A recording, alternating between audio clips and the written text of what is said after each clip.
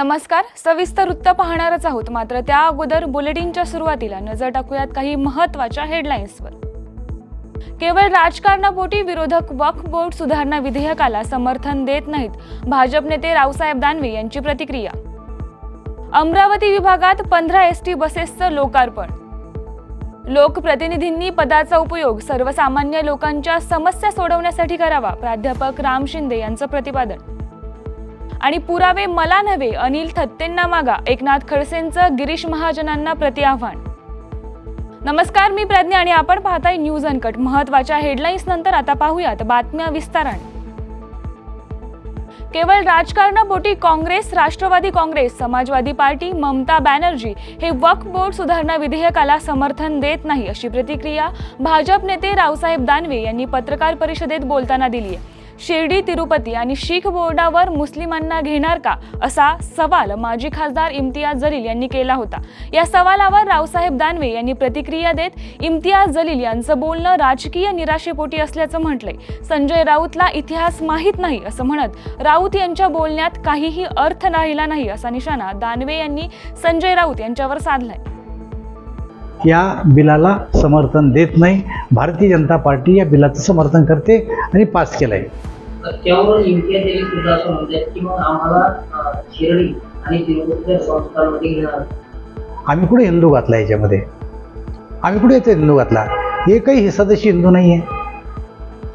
अधिकारी मुस्लिम सुद्धा असू शकतो. आणि त्याच्यामुळं त्यांचं जे बोलणं आहे ना, राजकीय निराशेपोटी बोलणं आहे त्यांचं. आम्ही हस्तक्षेप केलाच नाही. फक्त बेकायदेशीर प्रॉपर्ट्या ताब्यात घेण्यात जे सत्र त्यांचं सुरू आहे ते याच्यामुळे थांबून दिलं. आता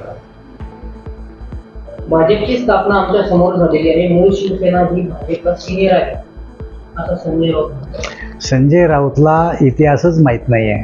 कोणत्या पक्षाची स्थापना कधी झाली? आमदार रवी राणा यांनी विद्यमान मुख्यमंत्री देवेंद्र फडणवीस व परिवहन मंत्री यांना अमरावती विभागात नवीन एसटी बसेस उपलब्ध करून देण्यासाठी लेखी मागणी केली होती. त्यानुसार रामनवमीच्या शुभ दिवशी अमरावती विभागात 15 एसटी बस मंजूर करण्यात आल्यात. आमदार रवी राणा यांनी एसटी बस चालवून याचा शुभारंभ केलाय. आगामी काळात आणखी नवीन बस मिळणार असल्याची माहिती रवी राणा यांनी दिली आहे. आज रामनवमीच्या शुभपर्वावर राज्याचे मुख्यमंत्री देवेंद्र फडणवीस साहेब आणि परिवहन मंत्री यांच्याकडे सातत्याने पाठपुरावा केला की श्री राम भगवंताच्या जन्मोत्सव निमित्त अमरावती शहरामध्ये अमरावती जिल्ह्यामध्ये 15 बसेस ह्या अमरावती जिल्ह्यामध्ये नवीन लाल परी आपण उपलब्ध करून दिलेल्या आहे. मेलघाट भागा, वसुधया, परतवाडा, अचलपूर, चांदूर बाजार, तिवसा, बंडेरा, अमरावती या सगळ्या परिसरामध्ये 15 लालपरी याचं आज खऱ्या अर्थानं जनतेच्या सेवेसाठी उद्घाटन झालेलं आहे. आणि 5 लालपरी आपण या ठिकाणी राजापेठ बस स्थानकातून बंडेरा मतदारसंघासाठी इथे उपलब्ध करून दिलेले आहे. आणि आज भगवान श्री रामचंद्र भगवंताच्या जन्मदिवसानिमित्त सगळ्यांना एक चांगलं गिफ्ट, एक चांगल्या प्रकारे जनतेच्या सेवेमध्ये लालपरी नावाची बस महाराष्ट्र गव्हर्नमेंटची खऱ्या अर्थानं मुख्यमंत्र्यांच्या सहकार्यानं आपल्या सगळ्यांच्या सेवेमध्ये आणत आहे. आज त्याचं उद्घाटन केलेलं आहे. एस टी महामंडळाचे सगळे अधिकारी या ठिकाणी उपस्थित आहे, ड्रायव्हर आहे, कर्मचारी आहे, सगळ्यांच्या उपस्थितीमध्ये याचं उद्घाटन झालेलं आहे. पुणे विधान परिषदेच्या सभापतीपदी निवड झाल्याबद्दल प्राध्यापक राम शिंदे यांचा पुण्यातील इस्कॉन मंदिर सभागृहात नागरी सत्कार करण्यात आलाय. विधान परिषद आमदार योगेश अण्णा टिळेकर यांच्या पुढाकारातून कोंढवा बुद्रुक ग्रामस्थ, कर्जत, जामखेड, करमाळा रहिवासी संघांच्या वतीनं या सत्कार सोहळ्याचं आयोजन करण्यात आलं होतं. निवडणुकीत पराभूत होऊनही पक्षानं या सर्वोच्च पदावर काम करण्याची संधी दिली, हा मोठा बहुमान आहे, असं प्राध्यापक राम शिंदे म्हणाले. पुढील 15 ते 20 दिवसात समान पाणी पुरवठा आणि कात्रज कोंढवा रस्त्याचा प्रश्न सुटेल, असं आश्वासनही त्यांनी यावेळी दिलंय. शेवटी नेतृत्वाच्या आणि संघटनेच्या जर नजरेत असेल तर आपल्याला पुन्हा काम करण्याची संधी मिळते. त्याचं उत्तम उदाहरण म्हणजे मी आणि योगेश अण्णा आहोत. आणि म्हणून आम्हाला कॉन्स्परन्सी करून काही लोकांनी टार्गेट करून आमचा पराभव करण्याचा जो प्रयत्न केला आणि पराभवामध्ये ते यशस्वी झाले. परंतु संघटनेने आणि राज्याचे आदरणीय मुख्यमंत्री देवेंद्रजी फडणवीस साहेब यांनी आम्हाला विधान परिषदेवरती संधी दिली आणि त्यामुळं एवढ्याच तीव्रतेने किंबहुना त्याच्यापेक्षा जास्त लोकांची कामं करण्यामध्ये प्राधान्यक्रम देणारे आम्ही दोघंही आहोत आणि अतिशय चांगल्या पद्धतीने काम करत आहोत. म्हणून अतिशय उत्स्फूर्त असा प्रतिसाद जनतेचा या ठिकाणी देखील सत्काराच्या समारंभाप्रसंगी जाणवला. पत्रकार अनिल थत्ते यांनी मंत्री गिरीश महाजन यांच्याबाबत केलेल्या बातमीच्या आधारे मी त्यांच्यावर आरोप केले आहेत, त्यामुळे महाजनांनी मला नव्हे तर पत्रकार अनिल थत्ते यांना पुरावे मागावेत असं प्रतिआव्हान माजी मंत्री आमदार एकनाथ खडसे यांनी मंत्री गिरीश महाजन यांना केले. एका IAS महिला अधिकाऱ्याशी गिरीश महाजनांचं बोलणं झालं, हा आरोप मी स्वतः केलेला नाही. हा आरोप गगनवेदीचे अनिल थत्ते यांनी केलेला आहे आणि त्यांनी त्यामध्ये अमित शहांचा उल्लेख केलेला आहे की अमित शहांकडे या संदर्भामध्ये CDR उपलब्ध आहे असं त्यांनी सांगितलं. त्यामुळे उगाचच गिरीश महाजनांनी माझ्या नावाचं नाव घेऊन नादळ अपट करण्याची काही आवश्यकता नाही आहे. त्यांनी या ठिकाणी पुरावे मागायचे असतील, अन्य काही सांगायचं तर अनिल थत्तेंशी मागावे ना. नाथाबोल कशाला पुरावे मागत राहत आहेत. आणि त्यामध्ये अनिल थत्तेंचं जे आहे तर त्यात तथ्य आहे की नाही तथ्य आहे हे तुम्ही शोधा. अन्यथा अनिल थत्तेंवर काही कारवाई करायची असेल तर ते तुम्ही करा. पण उगाच नाथाभाऊचं नाव कशाला घेता. नाथाभाऊनं कधी तुमच्यावर ॲलिगेशन या संदर्भामधले केले नाही की IAS अधिकाऱ्याच्या बरोबर तुमचं बोलणं झालं आहे असं कुठलाही आरोप मी केला नाही. तो अनिल थत्तेंच्या त्या चॅनलचा हवाला देऊन मी बोललो होतो. यासह बुलेटिनमध्ये घेऊयात एक छोटीशी विश्रांती. कुठेही जाऊ नका, पाहत रहा न्यूज अनकट. ऐतिहासिक वारसा लाभलेला मराठ मुलूक महाराष्ट्र. या महाराष्ट्राला विविध रंगी छटा आहेत. साहित्य, कला, पर्यटन, नृत्य, भाषा, संत परंपरा अशा विविधतेने तो नटलेला आहे. हीच गौरवशाली विविधता जपत स्वरंग मराठी केवळ महाराष्ट्राच्या सांस्कृतिक संहितेपुरते मर्यादित न राहता समकालीन नवकल्पनांवर आधारित कार्यक्रमांद्वारे मराठी मनोरंजन विश्वात स्वतःची एक अनोखी जागा निर्माण करत आहेत. मराठी मनोरंजन क्षेत्रातील उत्तम दिग्दर्शक, लेखक आणि निर्मात्यांच्या प्रतिभेचा पुरेपूर वापर करून मनोरंजनाचा आगळा वेगळा रंग उधळण्यास आम्ही सज्ज आहोत. स्वरंग मराठीचे उद्दिष्ट मराठी मनोरंजन क्षेत्रामध्ये मनोरंजनाची वहिवाट सोडून रूढीवादी पद्धती तोडून मनोरंजनाचा समृद्ध अनुभव प्रदान करून देण्याचा आहे. म्हणूनच यात विविध पद्धतीचे मनोरंजक आणि माहितीपूर्ण कार्यक्रम स्वरंग मराठीवर बघता येतील. शेवटी एकच, धकाधकीच्या जीवनात धांगडधिंगा करण्यापेक्षा बसूया, हसूया, गाऊया, जगूया. नाती गोती श्रावण मोती गावामधले जीवंत रंग. नाती गोती श्रावण मोती गावामधले जीवंत रंग. चला जोडूया, चला पाहूया, जशी संस्कृती तसा स्वरंग.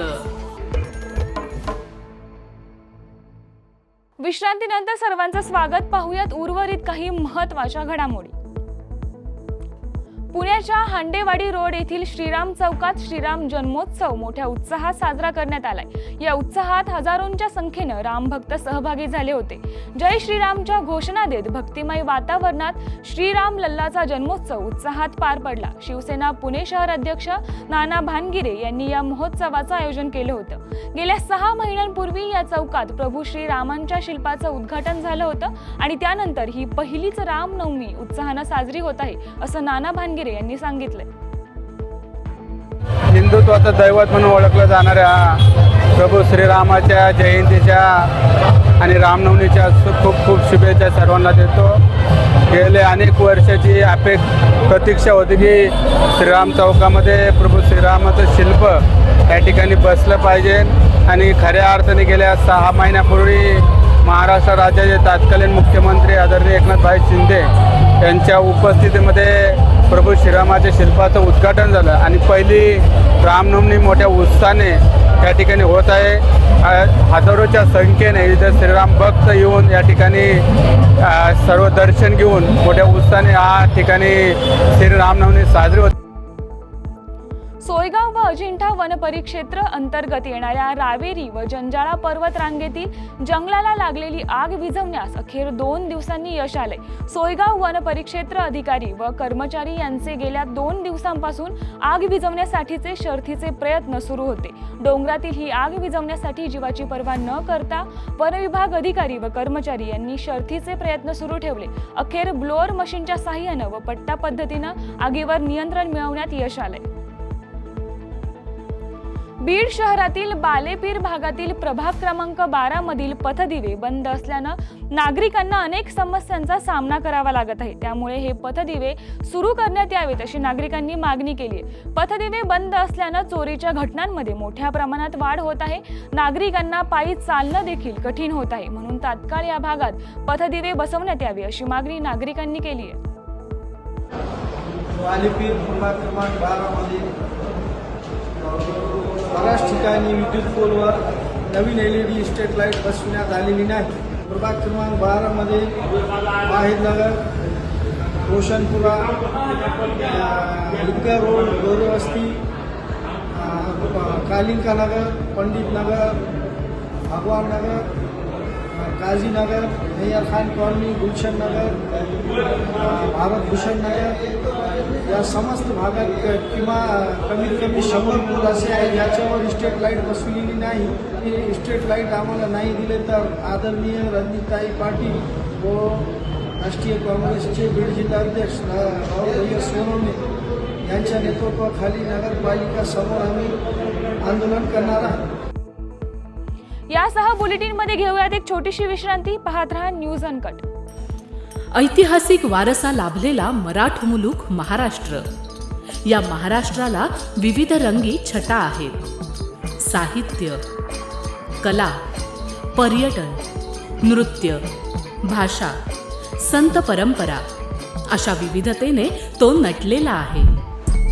हीच गौरवशाली विविधता जपत सुवरंग मराठी केवळ महाराष्ट्राच्या सांस्कृतिक संहितेपुरते मर्यादित न राहता समकालीन नवकल्पनांवर आधारित कार्यक्रमांद्वारे मराठी मनोरंजन विश्वात स्वतःची एक अनोखी जागा निर्माण करत आहेत. मराठी मनोरंजन क्षेत्रातील उत्तम दिग्दर्शक, लेखक आणि निर्मात्यांच्या प्रतिभेचा पुरेपूर वापर करून मनोरंजनाचा आगळा वेगळा रंग उधळण्यास आम्ही सज्ज आहोत. स्वरंग मराठीचे उद्दिष्ट मराठी मनोरंजन क्षेत्रामध्ये मनोरंजनाची वहिवाट सोडून, रूढीवादी पद्धती तोडून मनोरंजनाचा समृद्ध अनुभव प्रदान करून देण्याचा आहे. म्हणूनच यात विविध पद्धतीचे मनोरंजक आणि माहितीपूर्ण कार्यक्रम स्वरंग मराठीवर बघता येतील. शेवटी एकच, धकाधकीच्या जीवनात धांगडधिंगा करण्यापेक्षा बसूया, हसूया, गाऊया, जगूया. नाती गोती श्रावण मोती गावामधले जिवंत रंग. नाती गोती श्रावण मोती गावामधले जिवंत रंग. चला जोडूया, चला पाहूया, जशी संस्कृती तसा स्वरंग. विश्रांतीनंतर सर्वांचं स्वागत. पाहूयात उर्वरित काही महत्त्वाच्या घडामोडी. जळगावच्या अळमनेर तालुक्यातील जुनोने शिवारातील वनक्षेत्राला आज अचानक आग लागली. या भीषण आगीत तब्बल 22 हेक्टर वनक्षेत्र आगीच्या विळख्यात आल्याची प्राथमिक माहिती समोर आली असून मोठ्या प्रमाणात वनसंपत्तीचं नुकसान झाले. आग लागल्याची माहिती मिळताच अळमनेर नगर परिषदेचे 2 अग्निशमन बंब, वन विभागाचे कर्मचारी आणि स्थानिक ग्रामस्थांनी घटनास्थळी धाव घेतली. 4 तासांच्या अथक प्रयत्नानंतर आग आटोक्यात आणण्यात यश आले. सध्या आग कशामुळे लागली याचं नेमकं कारण स्पष्ट झालेलं नाही. या आगीत मोठे नुकसान झाल्याचं वन विभागाच्या प्राथमिक पाहणीतून समोर आले.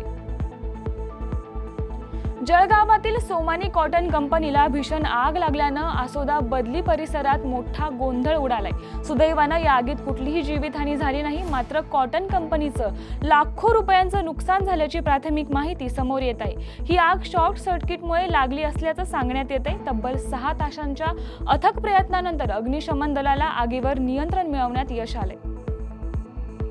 कोल्हापूरच्या हातकणंगले तालुक्यातील भादोले इथल्या अल्पवयीन मुलीवर भाणामती करून अत्याचार केल्याप्रकरणी भोंदूबाबासह एजंट महिला आणि तिला सहकार्य करणाऱ्या चालकाला कोडोली पोलिसांनी अटक केली आहे. भोंदूबाबा राजू उर्फ राजाराम तावडे, महिला एजंट सुप्रिया पवार आणि वाहन चालक मनोज सावंत अशी अटक करण्यात आलेल्या संशयितांची नावं आहेत. भोंदूबाबानं संबंधित अल्पवयीन मुलीवर सातवेद इथे एजंट महिलेच्या घरी जादूटोणा पूजा करण्यास भाग पाडले, तसेच गेल्या 4 महिन्यांपासून अत्याचार करण्यास सुरुवात केली होती. संबंधित मुलीच्या आईनं दिलेल्या फिर्यादीनुसार कोडोली पोलिसांनी या तिघांनाही अटक केली आहे. पोलीस पुढील तपास करत आहेत.